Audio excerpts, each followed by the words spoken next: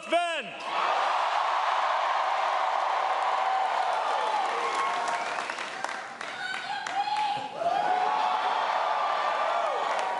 It means so much to be here with all of you today. And I want to thank everybody who is part of that program. Father Brian, for your guidance and prayers, for not being fazed by divine intervention. Bishop Miller, for your spiritual and civic leadership. Janet Hines-Norris, for that amazing performance. I want to thank our fire department honor guard and thank all our first responders for everything you do to keep us safe. Thank you, Renee Ferguson, for your mentorship and your passion for justice. And Mrs. Chismar, everyone should have at least one person in their lives who believes in them the way you believe in your students.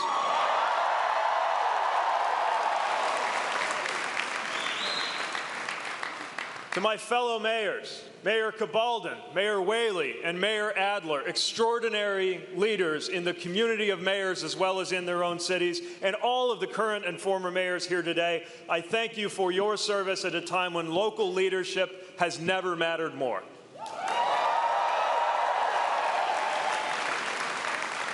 And I want to ask everyone here to help thank my unbelievably talented staff and volunteers, each doing the work at 10 people, living out the values of this project and making it all possible. Thank you.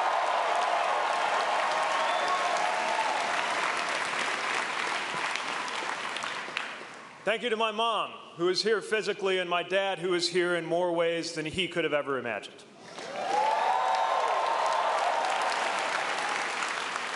And to Chasten, my love.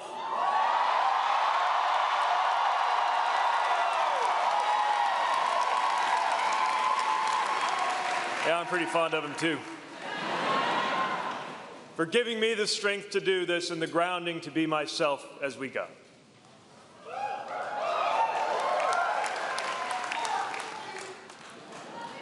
For everyone from around South Bend joining us today, thank you for giving me the chance to be Mayor Pete.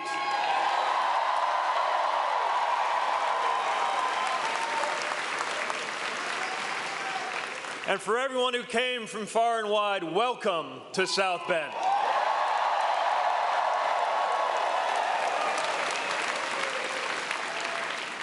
It is a source of deep pleasure to be able to share our hometown with you. I'm glad you can see it for yourself, because this city's story is such a big part of why I'm doing this. I grew up in South Bend, in the same neighborhood where Chasten and I live today with our two dogs, Buddy and Truman.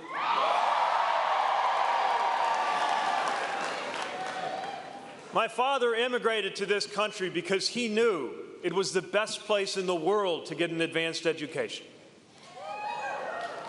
He became an American citizen and met my mother, a young professor who is the daughter of an Army colonel and a piano teacher. And they moved here for work, settled into a house on the west side, and pretty soon after that, I came on the scene. The South Bend I grew up in was still recovering from economic disasters that played out before I was even born. Once in this city, we housed the companies that helped power America into the 20th century. Think of the forces that built this building we're standing in now, and the countless others like it now long gone. Think of the wealth that was created here. Picture the thousands of workers who came through these doors every day and the thousands of families that they provided for. And think of what it must have been like that day in 1963 when the great Studebaker Auto Company collapsed and the shock brought our city to its knees.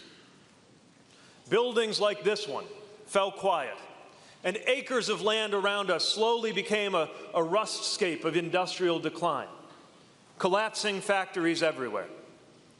Houses that had been full of life and love and hope stood crumbling and vacant.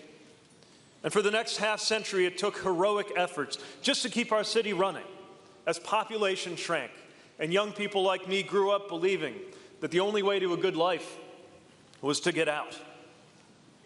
And many of us did. But then, some of us came back.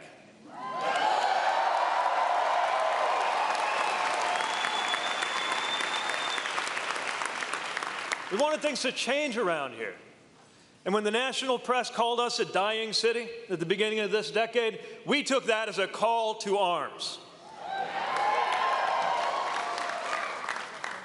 I ran for mayor in 2011 knowing that nothing like Studebaker would ever come back, but believing that we would, our city would, if we had the courage to reimagine our future. And now I can confidently say, South Bend is back.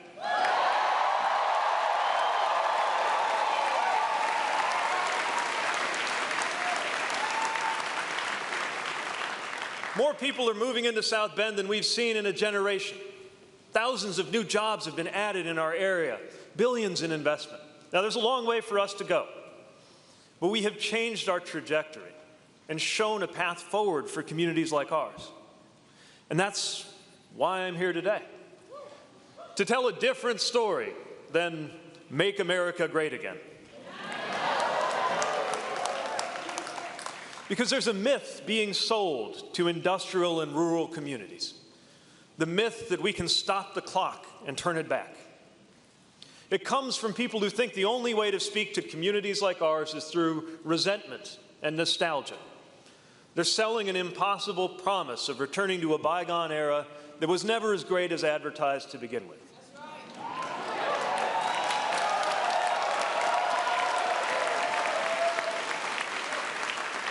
The problem is that they're telling us to look for greatness in all the wrong places. Because if there is one thing that the city of South Bend has shown, it's that there is no such thing as an honest politics that revolves around the word again.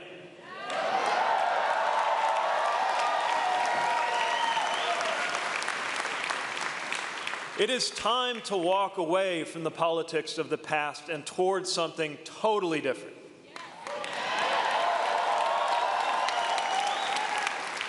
So that's why I'm here today.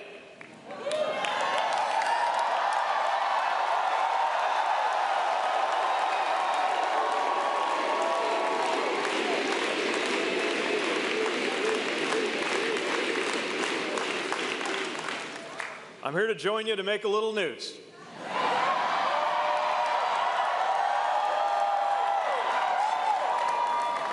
My name is Pete Buttigieg. They call me Mayor Pete. I am a proud son of South Bend, Indiana, and I am running for President of the United States.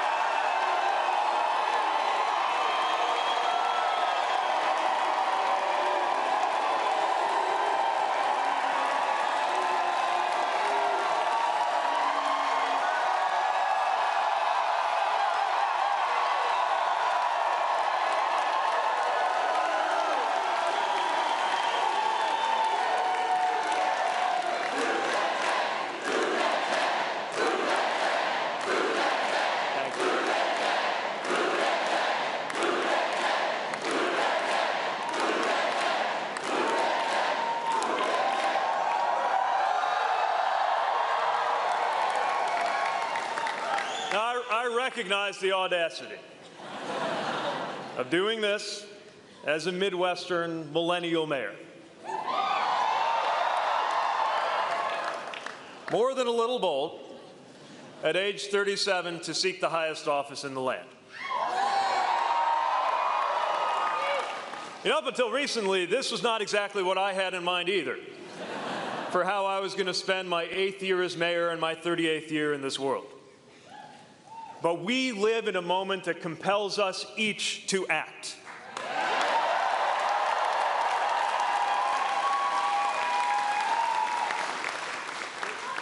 The forces changing our country today are tectonic. Forces that help to explain what made this current presidency even possible. That's why this time it's not just about winning an election. It's about winning an era.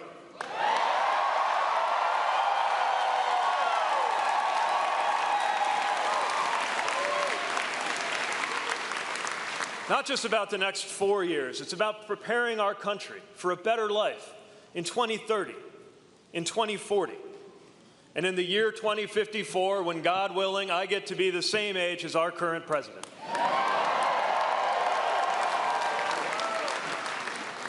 I take that long view because I have to. I come from that generation that grew up with school shootings as the norm. The generation that produced the bulk of the troops in the post-9/11 conflicts. The generation that is going to be on the business end of climate change for as long as we live. We're a generation that stands to be the first ever in America to come out worse off economically than our parents if we don't do something truly different.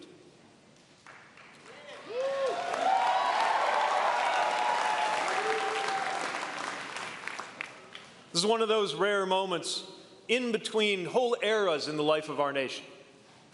I was born in another such moment in the early 80s, when a half-century of New Deal liberalism gave way to 40 years of Reagan-style supply-side conservatism that created the terms for how Democrats as well as Republicans made policy. And that era, too, is now over.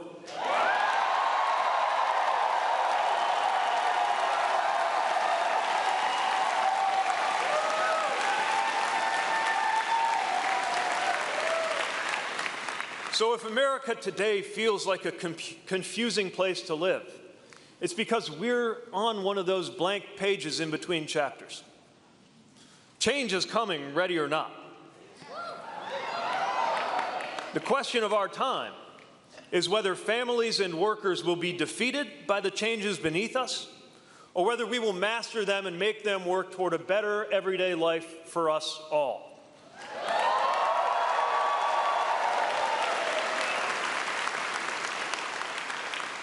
And a moment like that calls for hopeful and audacious voices from communities like ours. And yes, it calls for a new generation of leadership in this country.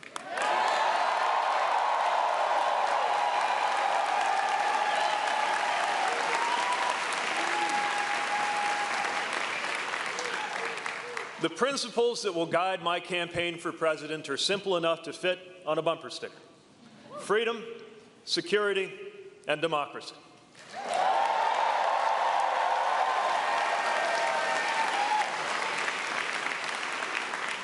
First comes freedom, something our conservative friends have come to think of as their own. But let me tell you, freedom does not belong to just one political party.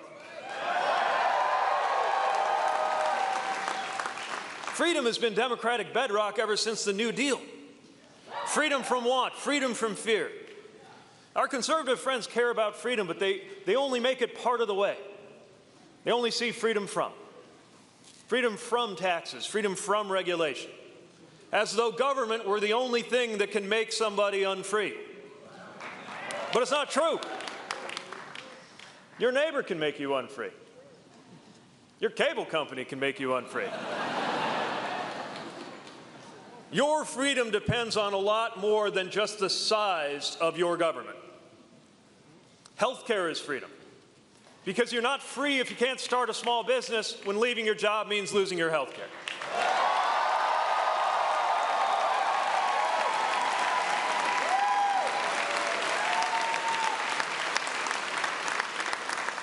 Consumer protection is freedom, because you're not free if you can't sue your credit card company even after they get caught ripping you off.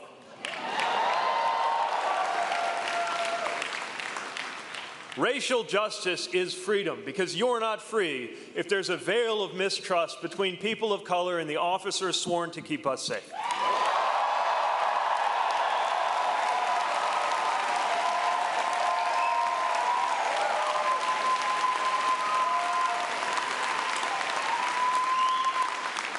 Empowering teachers means freedom.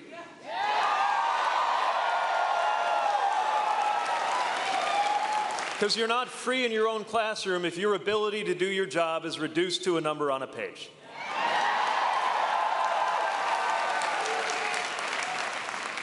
Women's equality is freedom.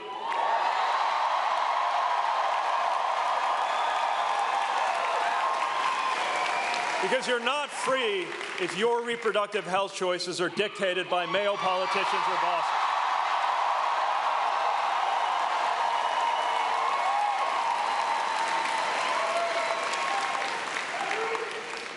Organized labor sows freedom, because you're not free if you can't organize for a fair day's pay for a good day's work.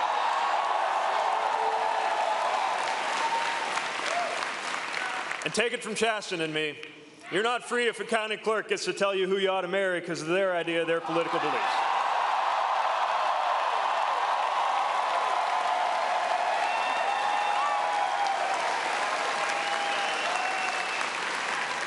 The chance to live a life of your choosing, in keeping with your values, that is freedom in its richest sense. And we know that good government secures freedom just as much as bad government denies it. Now let's talk about security. The idea that security and patriotism belong to one political party needs to end today.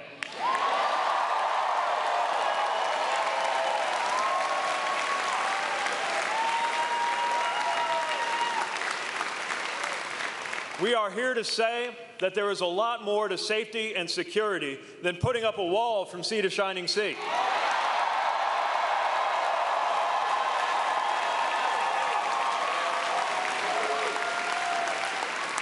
To those in charge of our border policy, I want to make this clear. The greatest nation in the world should have nothing to fear from children fleeing violence, and even more importantly,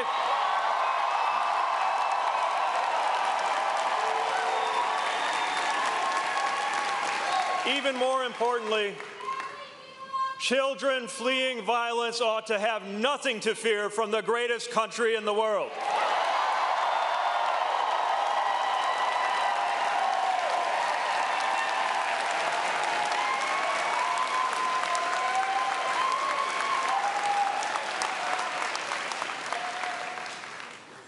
Security means cybersecurity. It means election security. It means keeping us safe in the face of violent white nationalism rearing its ugly head around the country and around the world.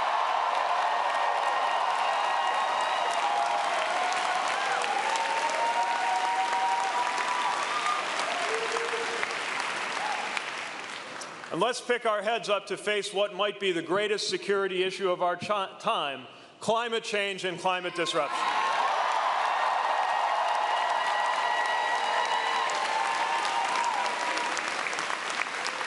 No region of our country is immune to that threat.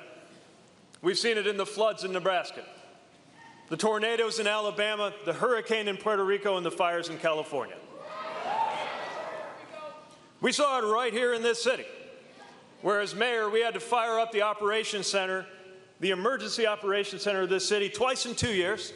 First came a 1,000-year rainfall, and then came a 500-year river flood, 18 months apart. Now, by my math, the chance of that happening is about 125,000 to 1. So either we should all be heading down to Four Winds later to try to recreate those odds on the slots, or something is changing around us. And we're not even having a contest over whose climate plan is better, because only one side brought forth any plans at all.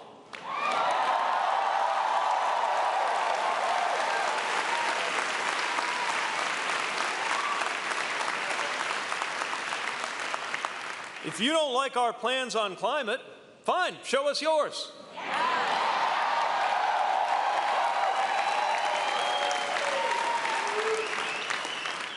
Our economy is on the line, our future is on the line, lives are on the line. So let's call this what it is: climate security, a life and death issue for our generation.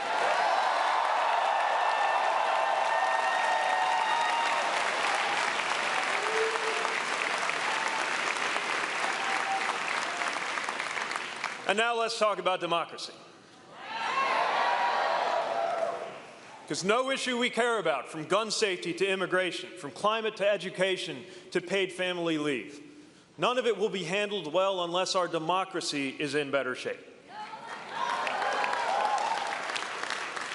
Our democratic republic is an elegant system, but lately it hasn't been quite democratic enough.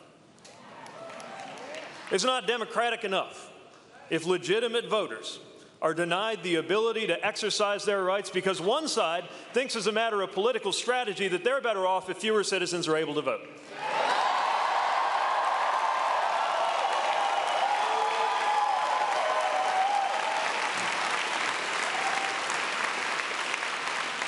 It is hardly a democracy if Citizens United means that dollars can drown out the will of the people.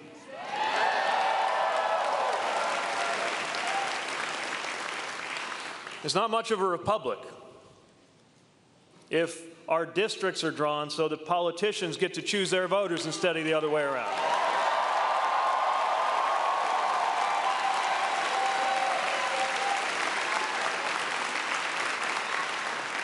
It's nowhere near the democracy that I swore to protect with my life when U.S. citizens from Washington, D.C. to Puerto Rico don't even have the same political representation as the rest of us.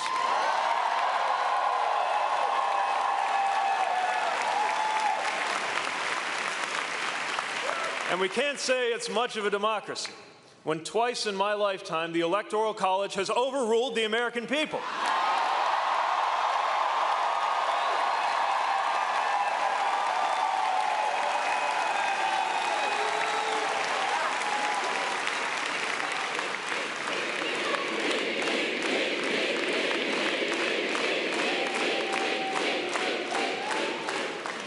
Why should our vote in Indiana only count once or twice in a century?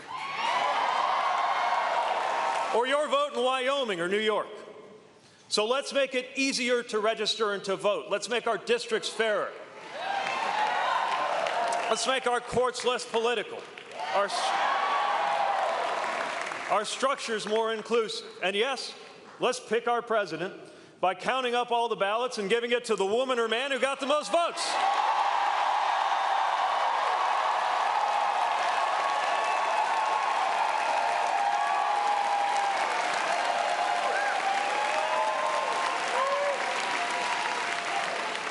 Now, I like talking about systems and structures, philosophies and theories, but nothing about politics is theoretical for me. Someone said all politics is local. I would say all politics is personal. Time and time again, moments in my life have forced me to realize what politics really means. I learned it when I went overseas on the orders of the commander-in-chief. When you write a letter and put it in an envelope marked just in case and set it where your folks can find it, you never again lose sight of the stakes. And by the way, when I was overseas, each one of the 119 trips I took outside the wire, driving or guarding a vehicle, we learned what it is to trust fellow Americans with our lives.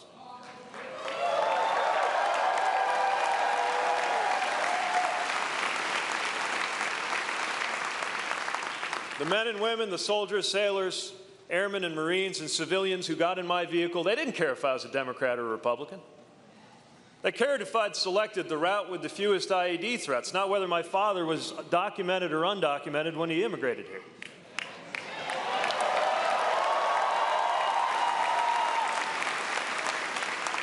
They cared if my M4 was locked and loaded, not whether I was going home to a girlfriend or a boyfriend.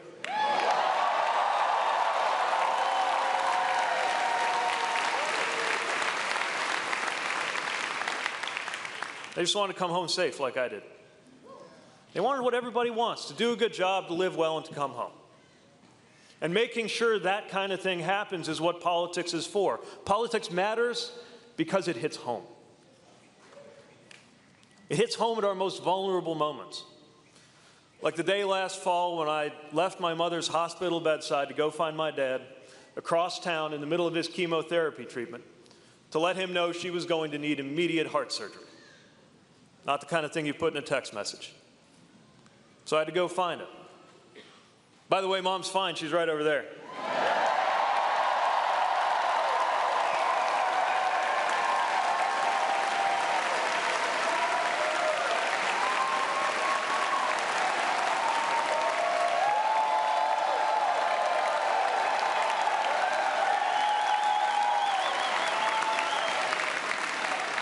right over there with my amazing in-laws, but that's a different story.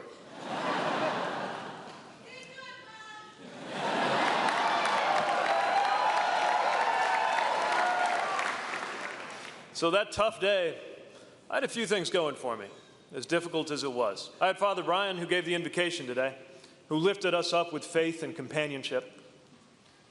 And I had my husband, Chasten.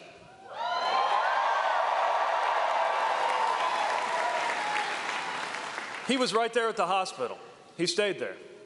He was at the hospital where he belonged, because in the eyes of the hospital and the state and the law, he was not just someone I loved, he was my lawfully married spouse.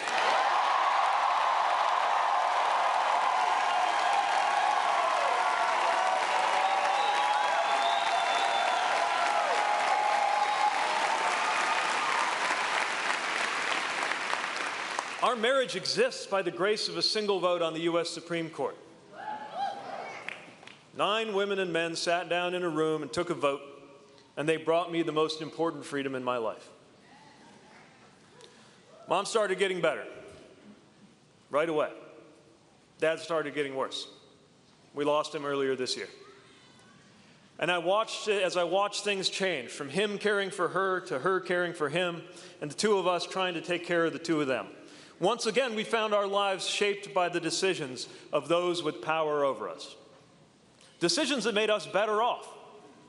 Because some people in Washington made the decision to bring us something called Medicare.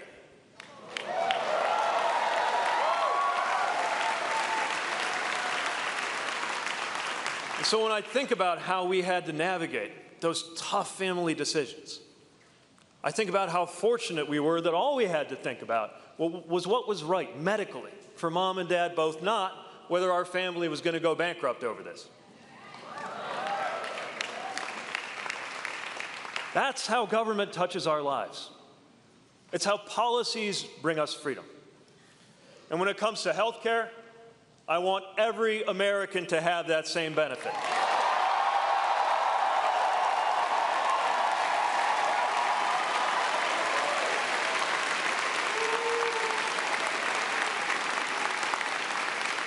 This is why Washington matters.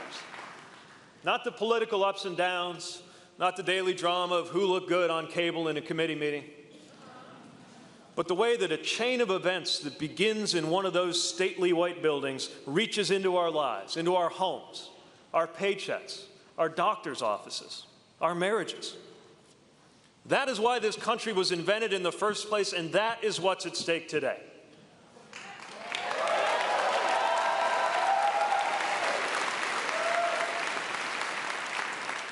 At least that's how it's supposed to work.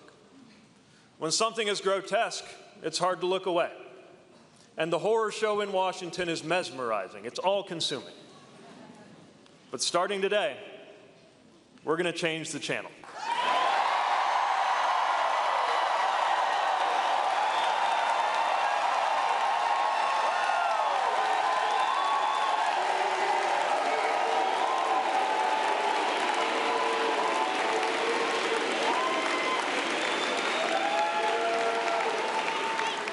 Sometimes the dark moment brings out the best in us, helps us find what is good in us. Dare I say, what is great in us. Because I do believe in American greatness. I believe in American values. And I believe that we can guide this country and one another to a better place. After all, running for office is an act of hope.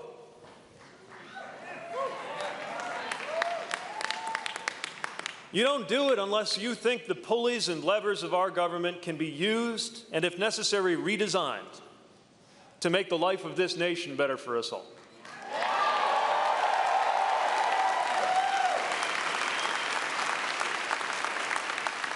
You don't do it unless you believe in the power of a law, a decision, sometimes even just a speech, to make the right kind of difference, to change our lives for the better, to call us to our highest values.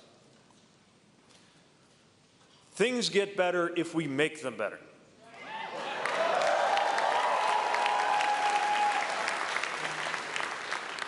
After all, you and I stand now in a building that was a symbol of our city's decline, where new jobs are now being created in industries that didn't even exist when they poured this concrete and laid this brick. You and I stand in a city that formally incorporated in 1865, the last year of a war that nearly destroyed this country. What an act of hope that must have been.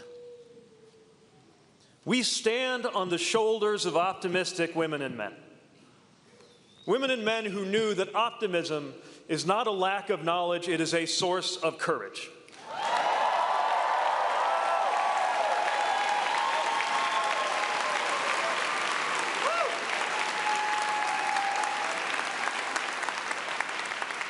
And it will take courage to move on from our past. We're not going back. You know, if I did get a chance to go back, it wouldn't be out of a desire to live in that past. If I went into the past, I'd go just 20 years back, so I could find a teenage boy in the basement of his parents' brick house, thinking long thoughts as he played the same guitar lick over and over again on his little Stratocaster, wondering how he could belong in this world, wondering if his intellectual curiosity means he'll never fit in, wondering if his last name will be a stumbling block for the rest of his life, wondering what it means when he sometimes feels a certain way about young men he sees in the hall at school. If it means he'll never wear the uniform, never be accepted, never know love. If I found him and told him what was ahead, would he believe me?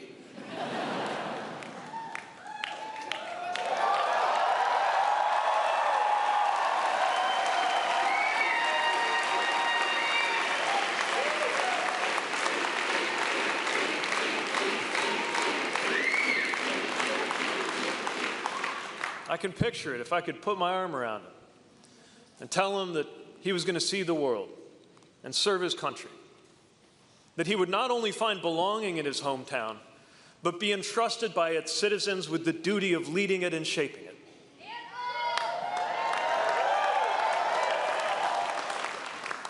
That he would have a hand in transforming the neighborhoods he knew as a boy, and that he would help the lights come back on in that giant factory whose broken windows loomed like the faces of a ghost over the ballpark where his dad used to take him to games, where he wondered if this city was his own.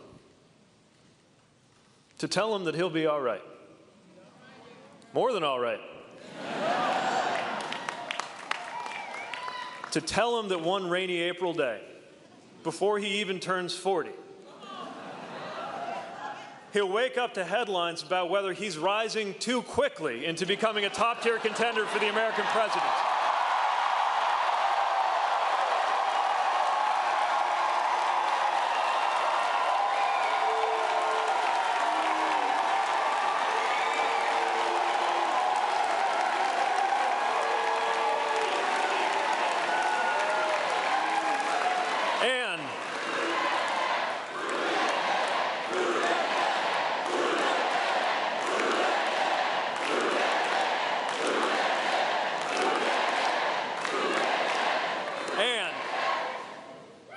To tell him that on that day when he announces his campaign for president, he'll do it with his husband looking on.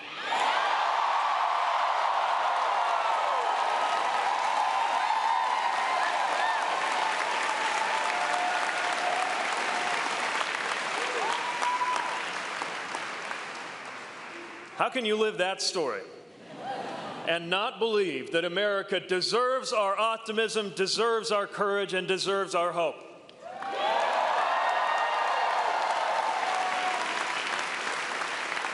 Yes, running for office is an act of hope.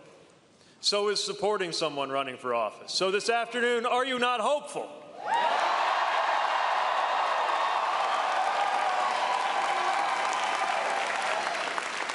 Do we not live in a country that can overcome the bleakness of a challenging and divided moment? Are you ready to turn the page and start a new chapter in the American story?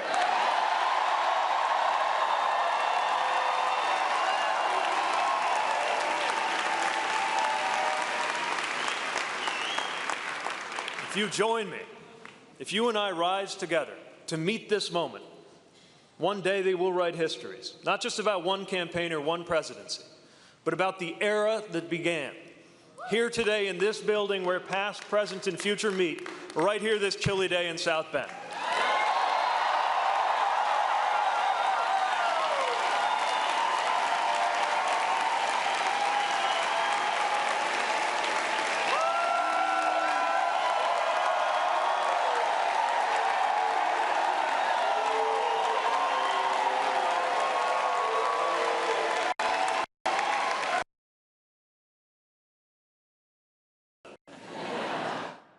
It's a little cold inside, too.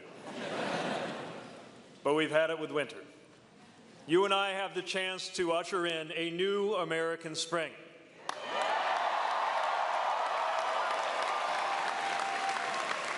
So with hope in our hearts and with fire in our bellies, let's get to work and let's make history.